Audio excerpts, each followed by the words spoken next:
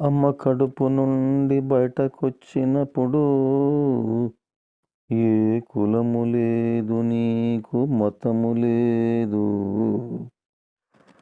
నీ తల్లి ఏ కులమని చెబితే అదే నీ కులమంటివి.